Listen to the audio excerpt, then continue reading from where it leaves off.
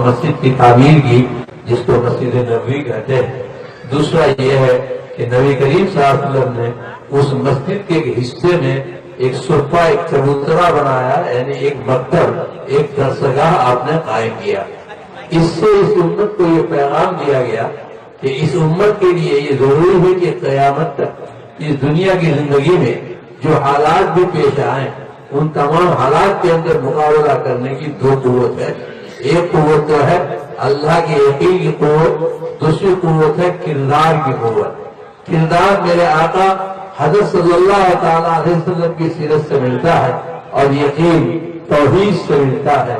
مسجد خدا کا گھر ہے، وہاں سے یقین ملتا ہے۔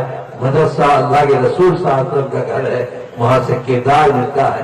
اگر ہمارے پاس بہترین کردار ہو اور بہترین اخلاق ہو اور خدا پر بہترین یقین ہو تو نبی کریم صلی اللہ علیہ وسلم نے جس طرح مکہ کی زندگی میں 13 سال تک تمام حالات کا مقابلہ کیا اور مقابلہ کرتے کرتے آگے بڑھے، تو ہم بھی آج اس قوت کے ساتھ آج کے حالات کا مقابلہ کر سکتے ہیں۔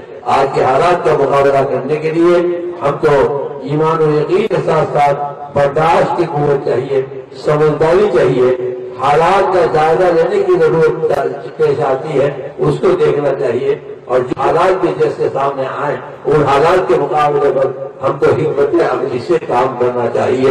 نبی کریم صلی اللہ علیہ وسلم کی زندگی میں جب ہم جھانکتے ہیں اور جب دیکھتے ہیں تو کئی چیزیں ملتی ہیں۔ آپ جب بدر کا موقع آتا ہے تو بدر کے موقع پر آپ پوری قوت کے ساتھ مقابلہ کرتے ہیں، اور لیکن وہاں پر آپ کو کامیابی ملتی ہے، کامیابی مل جاتی ہے، لیکن وحد کے معاملے میں جب آپ پوری قوت کے ساتھ کرتے ہیں تو وہاں پر آپ کو جنگ جیت کر پھر ہار ملتی ہے۔ اس کی وجہ یہی ہے کہ بدر کے اندر جتنے لوگوں نے حصہ لیا تھا پورے یقین کے ساتھ انہوں نے کام کیا تھا، اور وحد کے اندر ایک طبقہ صحابہ کا وہ تھا کہ جو اشتہادی غلطی ہوئی اور جہاں پر ان کو کہا گیا تھا کہ بیٹھ کر کے روکو، انہوں نے روکا نہیں، وہاں سے ہٹ گئے، جس کا نتیجہ یہ ہوا کہ اللہ تعالیٰ کی طرف سے آزمائش ہوئی اور ایک جنگ جیت کر کے ہم ہار گئے۔ تو معلوم یہ ہوا کہ ہم کو اپنی زندگی میں کام کرنے میں نبی کریم صلی اللہ علیہ وسلم کے طریقے کو اپنے سامنے رکھنا چاہیے۔ اگر اس طریقے کے ساتھ ہم کام کریں گے، حکمت کے ساتھ، برداشت کے ساتھ، قوت کے ساتھ، کردار کے ساتھ، فہم و تدبر کے ساتھ، حالات کو سمجھ کر اس کے حساب سے کام کرنے کا طریقہ اختیار کرنے کے ساتھ، حکمت عملی کے ساتھ اگر اس طرح ہم کام کریں گے تو انشاءاللہ اس دنیا کی زندگی میں اور آج کے حالات کے اندر بھی ہم پوری قوت سے آگے بڑھ سکتے ہیں۔ وَلَتُوبَوَنَّكُمْ فِي أَمْوَالِكُمْ وَأَنفُسِكُمْ وَلَتَسْمَعُنَّ مِنَ الَّذِينَ أُوتُوا الْكِتَابَ مِنْ قَبْلِكُمْ وَمِنَ الَّذِينَ أَشْرَكُوا أَذًى كَثِيرًا فَإِن تَصْبِرُوا وَتَتَّقُوا فَإِنَّ ذَلِكَ مِنْ عَزْمِ الْأُمُورِ۔ اللہ نے فرمایا ایک وقت آئے گا کہ تمہاری جان اور تمہارا مال دونوں آزمایا جائے گا، جان بھی خطرے میں ہوگی، مال بھی خطرے میں ہوگا۔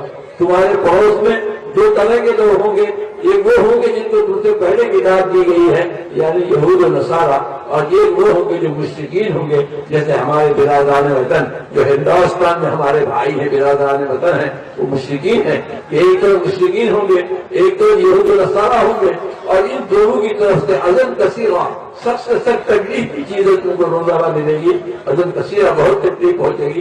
اگر ایسے حالات پیش آ جائے تو دو طریقہ ہے، بھائی تصبروا وتتقوا، ایک تو یہ ہے کہ ان حالات کے اندر ان سب سے کام رکو، غور کرو اور دیکھو کہ یہ کیا حالات پیش آئے ہیں اور ان حالات کو ہم کو کیسے کام کرنا ہے، کیسی حکمت عملی اپنانی ہے۔ تصبروا، صبر کے ساتھ کام کرو۔ دوسرا یہ ہے کہ تتقوا، اپنے اعمال کو درست کر لو۔ اگر ہم قوت برداشت اور صبر کے ساتھ کام کریں اور اپنے اعمال کو ہم درست کر لیں تو انشاءاللہ اس پر کامیابی ہوگی۔ اسی وجہ سے قرآن نے فرمایا کہ فَإِنَّ ذَلِكَ مِنْ عَزْمِ الْأُمُورِ، ایسے حالات سے یہی ہمت والا کام ہے۔ تو مجھے امید ہے کہ ہم لوگ ان چیزوں پر غور کریں گے۔ اللہ تعالیٰ ہم لوگ کو یہ مسجد تعمیر کے لیے سلسلے میں جو ہوئے ہیں اس کی جو خدمت کر رہا ہے اللہ اس کو قبول فرمائے اور اللہ اس مسجد کی تعمیر کو مکمل کرا۔ اس کے اندر حصہ لیجیے، جو بھی اس کے اندر حصہ لے گا، یہاں پر مسجد کی تعمیر شروع ہوگی اور آپ کے لیے جنت کا مکان بنانا شروع ہو جائے گا۔ اللہ تعالیٰ ہماری اس خدمت کو قبول فرمائے. وعلینا البلاغ. السلام علیکم و رحمۃ اللہ وبرکاتہ.